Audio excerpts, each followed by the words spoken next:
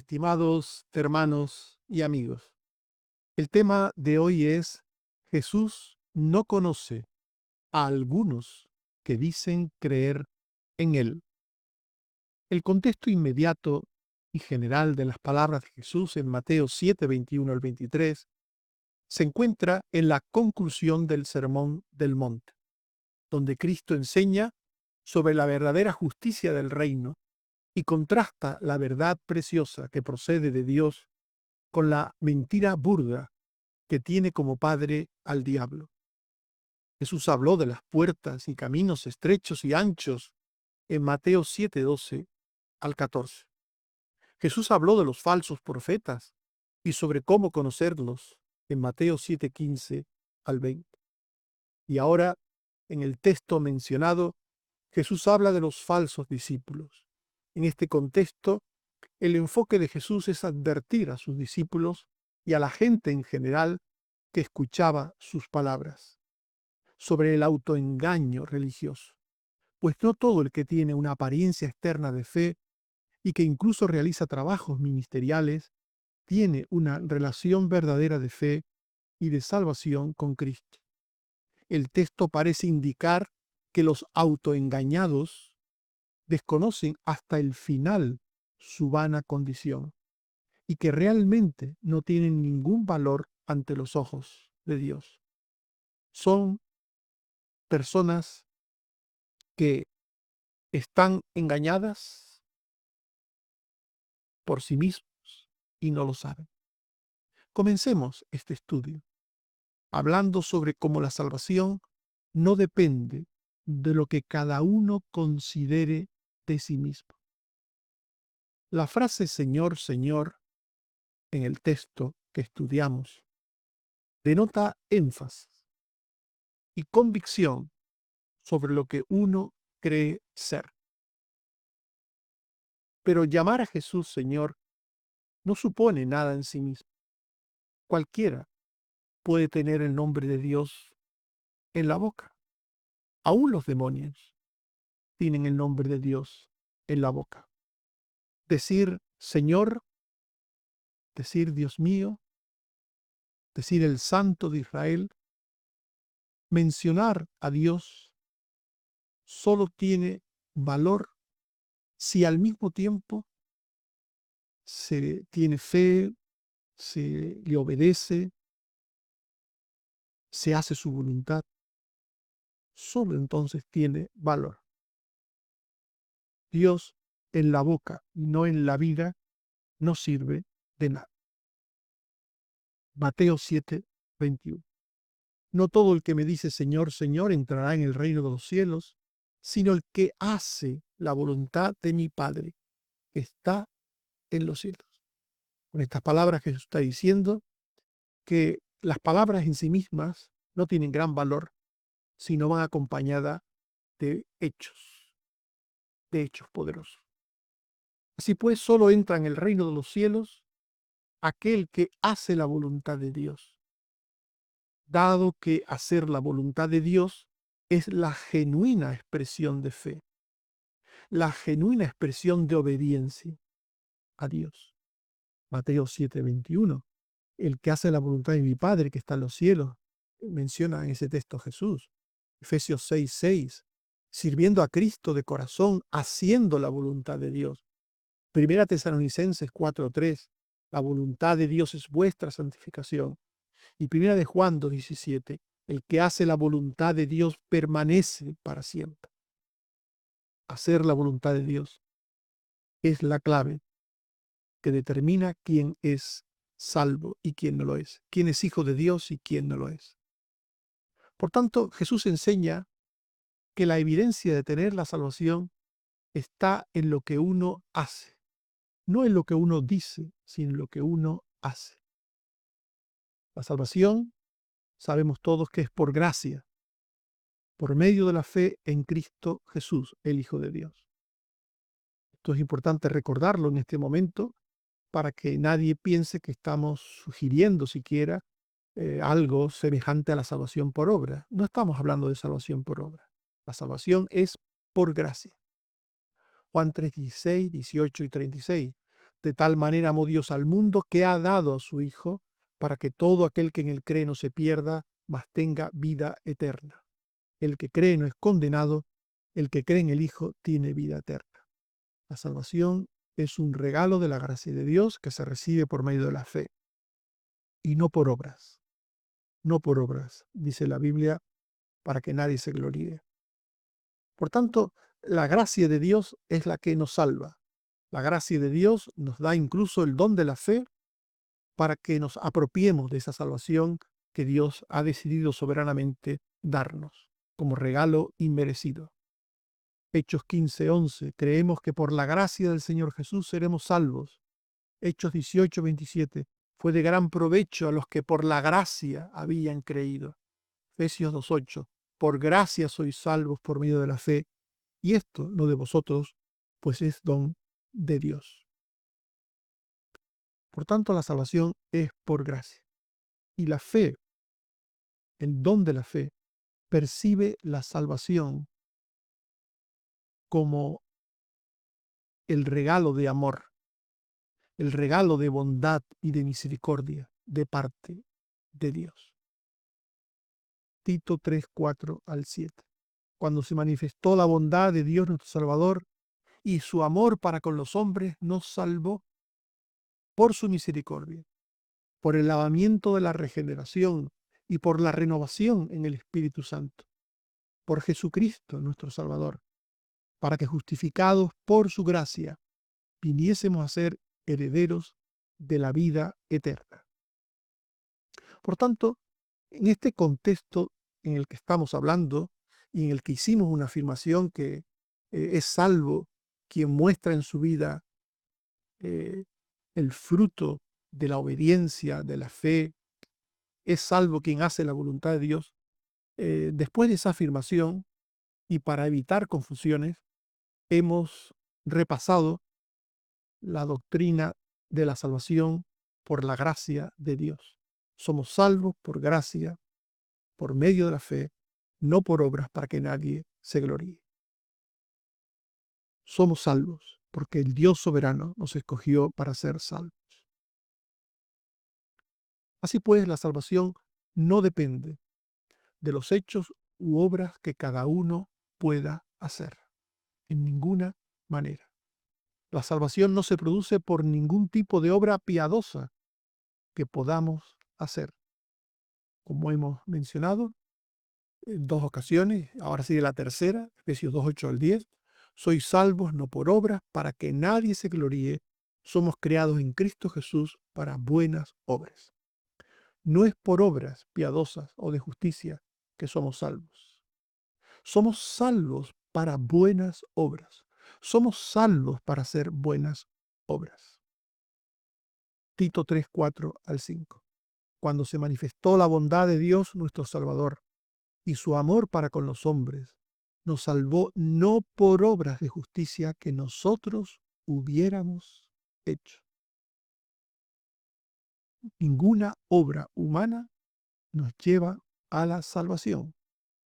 La salvación es consecuencia de la gracia de Dios, la gracia eterna y soberana de Dios que se manifestó en nuestras vidas en el momento que Dios tuvo a bien llamarnos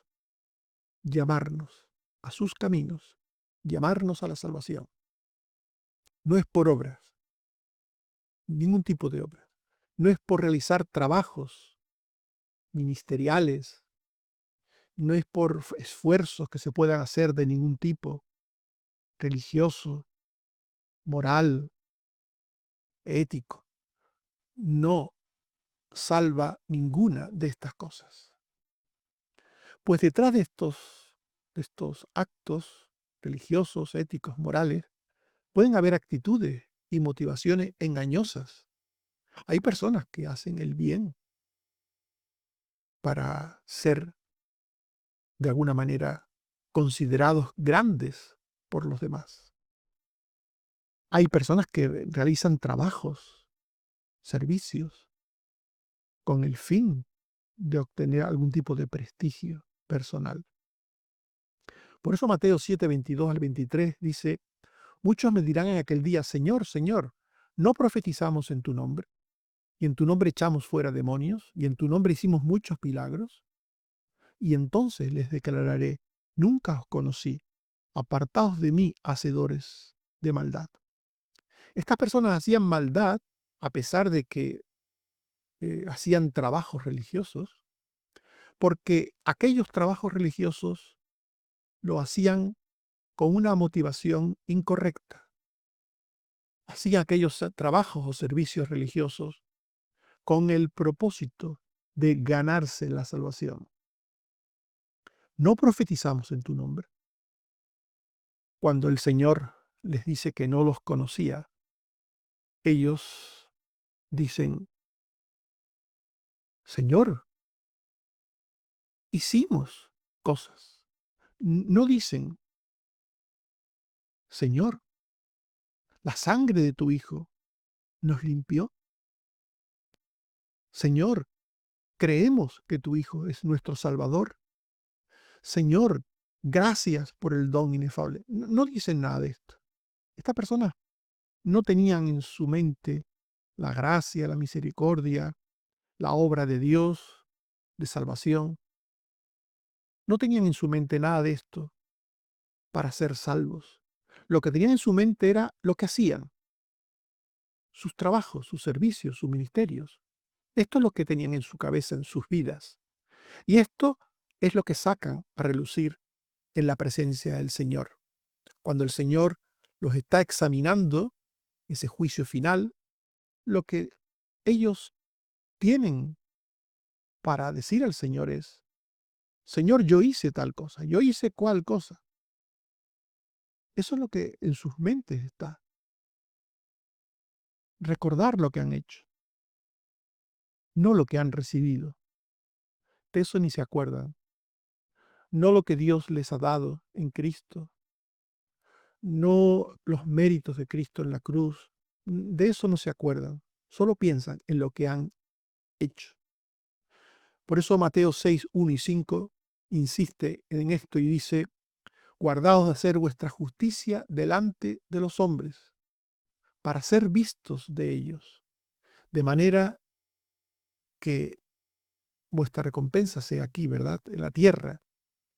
De otra manera no tendréis recompensa de vuestro Padre que está en los cielos. El que hace las cosas de la tierra, las cosas presentes, materiales, buscando un prestigio terreno y lo consigue, pues ya alcanzó lo que quería, ya obtuvo su recompensa. Por eso Jesús dice, cuando ores no sea como los hipócritas, porque ellos aman orar para ser vistos de los hombres. De cierto os digo que ya tienen su recompensa. El que hace las cosas para ser visto, el que hace las cosas para ser apreciado por los hombres, cuando es visto y apreciado, ya tiene la recompensa.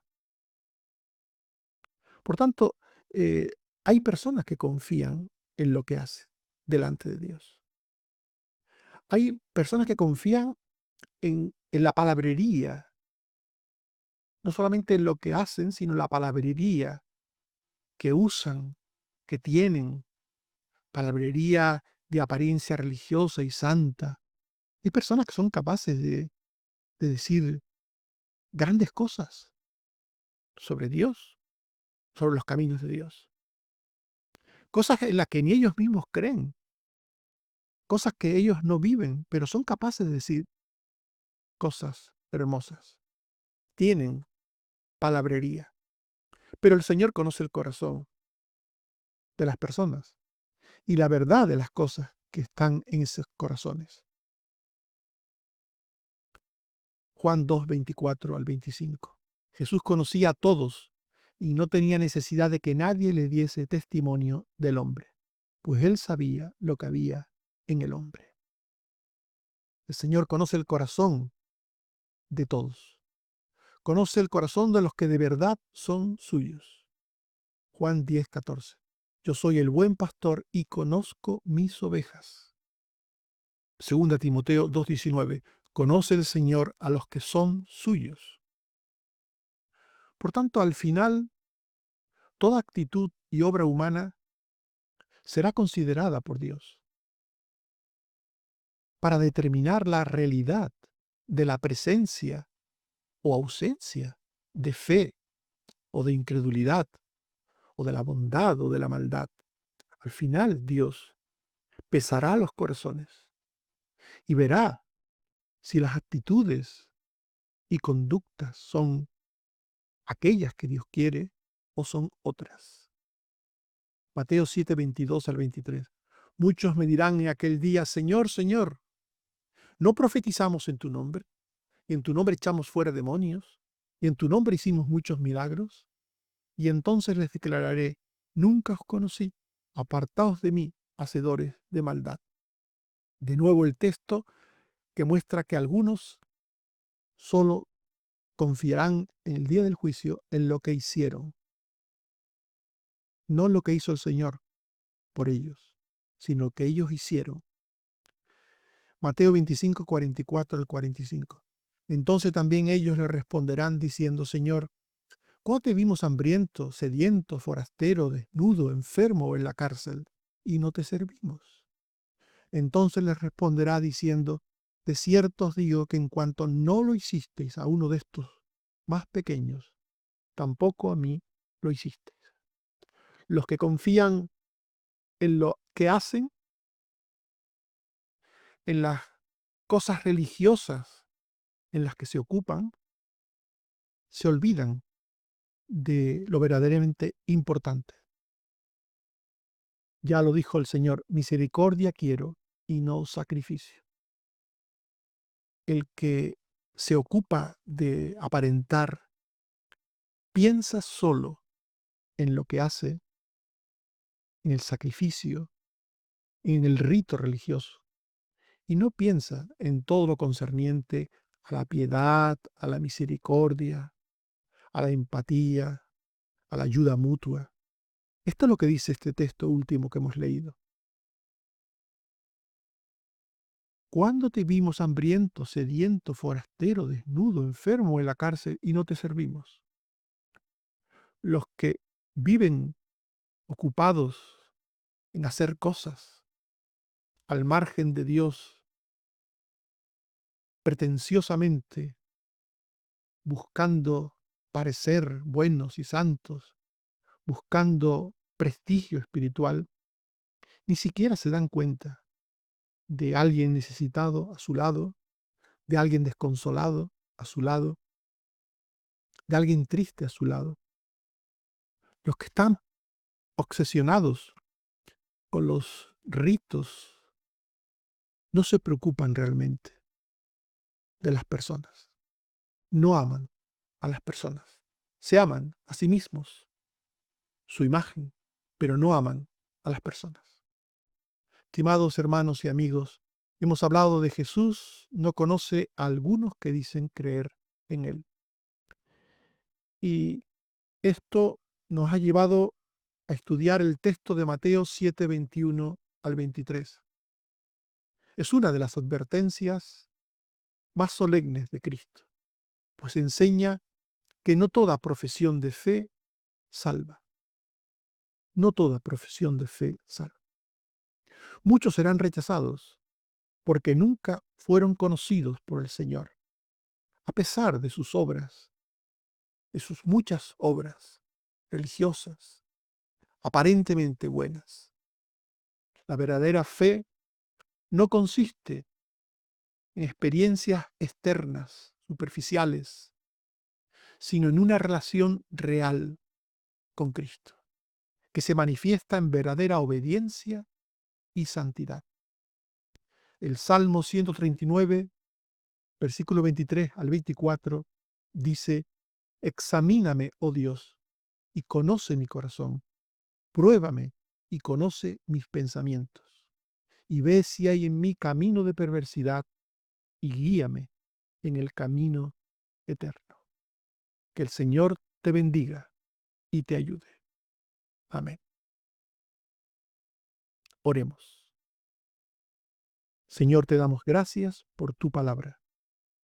Gracias por esta palabra que nos advierte de caer en vanas confianzas sobre lo que somos.